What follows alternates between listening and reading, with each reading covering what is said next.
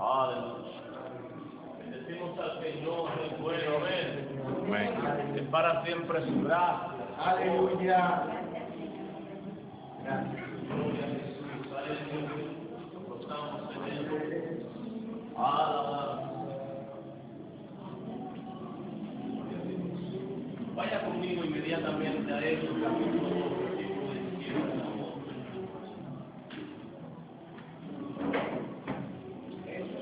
Hechos 1:8, disculpe. Hechos 1:8.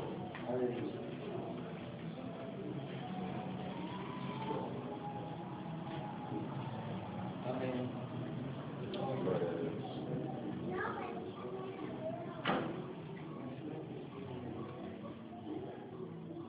Cuando lo tengan, por favor, me Amén. dan el aviso, la señal. Amén. Amén. Ok, vamos a leer entonces en nombre del Padre, del Hijo y del Espíritu Santo. Amén. Pero recibiréis poder cuando haya venido sobre vosotros el Espíritu Santo. Y me seréis testigos en Jerusalén, en toda Judea, en Samaria y hasta lo último de la tierra. Vamos a orar para que Dios nos bendiga en el conocimiento de su poderosa palabra. Amén. Oramos. Señor, te damos gracias por el privilegio que nos das. En esta noche, ore, por favor, hermanos. Gloria a Dios. Gracias, Señor. Gracias por el privilegio que nos das. Señor, gracias porque ayer tú nos diste una palabra poderosa, Señor, de que éramos odres nuevos. Hoy, Padre, yo te pido que el Espíritu Santo nos siga dirigiendo hacia tus propósitos eternos. Que cada vida que está aquí, Señor, sea impactada por el poder de tu poderosa, transformadora, eterna y urgente palabra. En el nombre poderoso de Jesús. Amén. Puede sentarse, mi amado, amada hermana.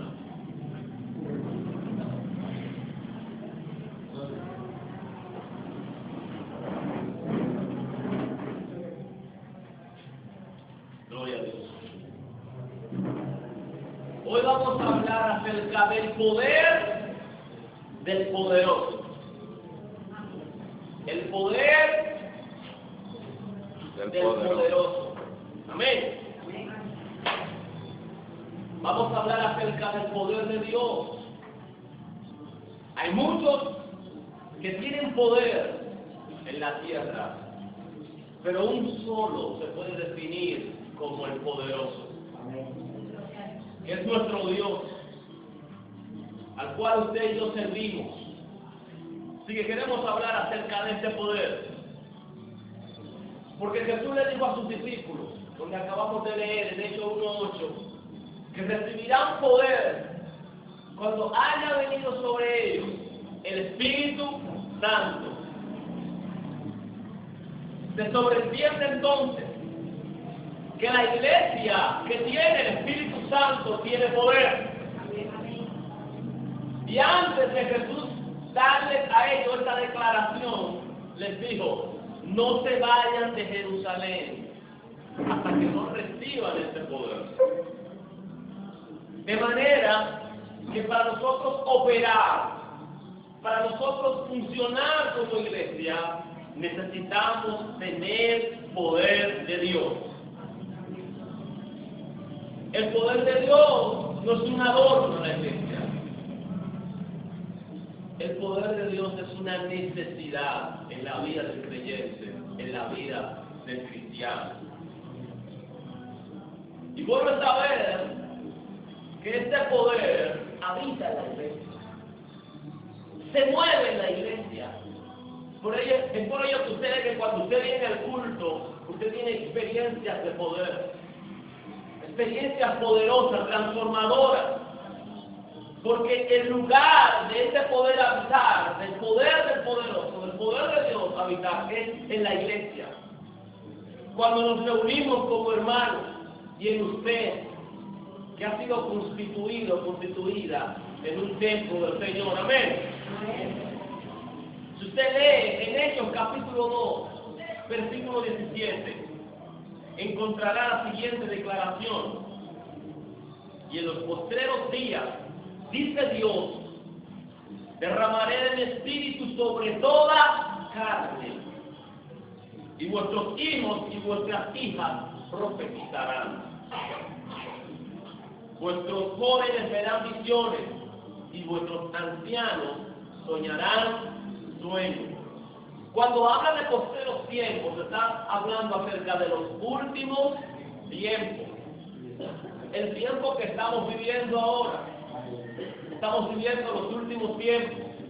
En cualquier momento se da el regreso poderoso de nuestro amado Señor y Salvador a buscar a su iglesia, a buscar a su amada. En cualquier momento comienza a instaurarse el gobierno del anticristo cuando la iglesia haya sido quitada. Estamos viviendo los últimos tiempos y es por ello que usted ve que hay manifestaciones de poder. Porque hay una palabra profética, como dice Dios, que en los últimos tiempos derramaría su espíritu sobre toda carne. ¿Qué quiere decir cuando dice sobre toda carne? ¿Acaso el que será derramado sobre todo lo que vive en el mundo? No.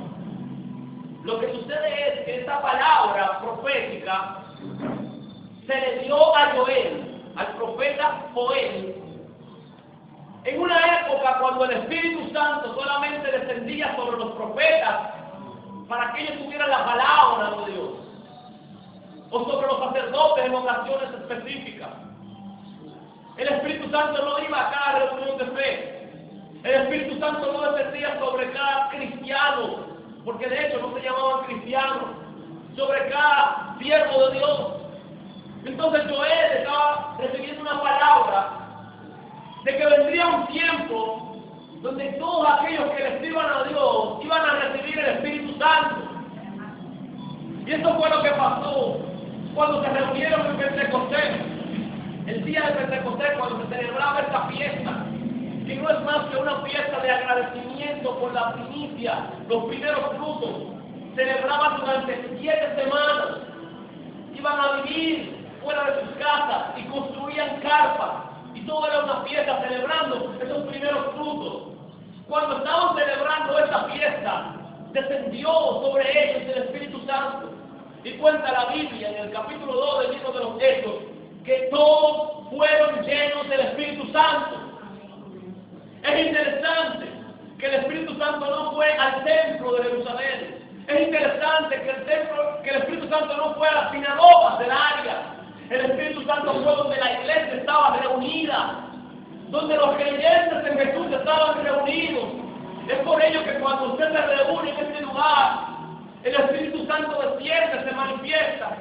Y anoche entendimos y comprendimos que a veces sentimos el toque porque estamos en el lugar de la manifestación. Pero no es porque nosotros somos llenos del Espíritu Santo. No es porque el Espíritu Santo viene a tratar específicamente con nosotros. Y se lo pruebo tan sencillo. Aquí entra algún inconverso y puede sentir el Espíritu Santo. Pero no quiere decir que el Espíritu Santo se manifestó porque entró sin converso. Tampoco de que ese inconverso está lleno del poder de Dios. Es por ello, amados hermanos, que cuando usted viene a la iglesia, tiene que venir con el deseo de ser tocado por el Espíritu de Dios. Cuando esté en el tiempo de la oración, tiene que procurar entrar en comunión, entrar en relación con Él. Cuando se está orando, para que usted reciba el poder del poderoso, para que sea lleno del Espíritu Santo, para que pueda ser un testigo de Cristo, para que pueda vivir esta vida piadosa. Usted tiene que recibir ese poder que se manifiesta en la iglesia. No puede venir a la iglesia pensando que es un culto más. No puede cantar en la iglesia pensando que es otra canción que la hemos cantado, que nos gusta.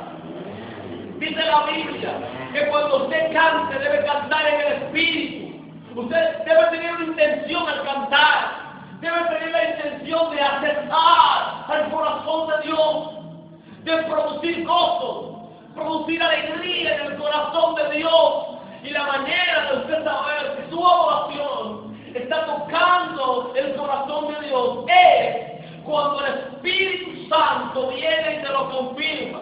Su gloria sea su nombre por siempre y para siempre. Aleluya. ¿Cuántos bendicen al Señor?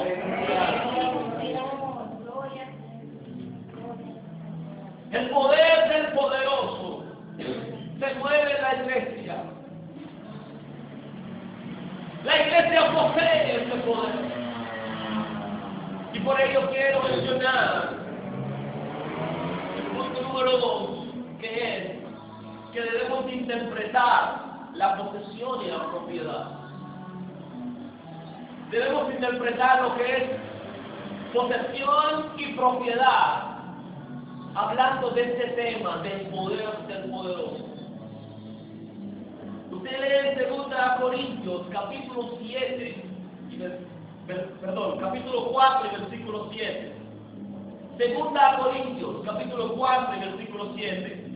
Dice de la siguiente manera: pero tenemos este tesoro en vasos de barro, para que la excelencia del poder sea de Dios y no de nosotros. 2 Corintios 4:7. Pero tenemos este tesoro, refiriéndose al poder, en vasos de barro, en nuestros cuerpos, para que la excelencia del poder sea de Dios y no de nosotros. Así que usted y yo tenemos que saber interpretar bien esto sobre lo que es posesión y propiedad.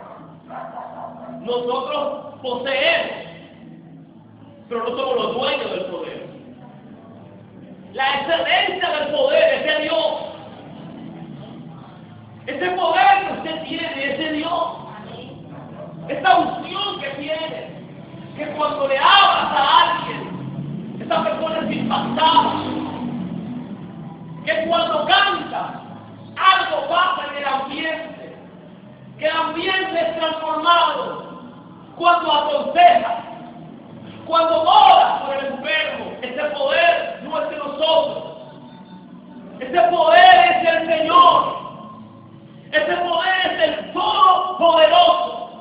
Y usted y yo tenemos que saber interpretar bien claramente eso. En la antigüedad había una confusión entre la posesión y la propiedad. Se pensaba que era lo mismo. Ayudó un poco el derecho romano enseñando que no, que había una diferencia entre posesión y propiedad. La posesión se refiere a un hecho, mientras que la propiedad se refiere a un derecho. Hay algunos términos que provienen del latín. Yo quisiera mencionarlo.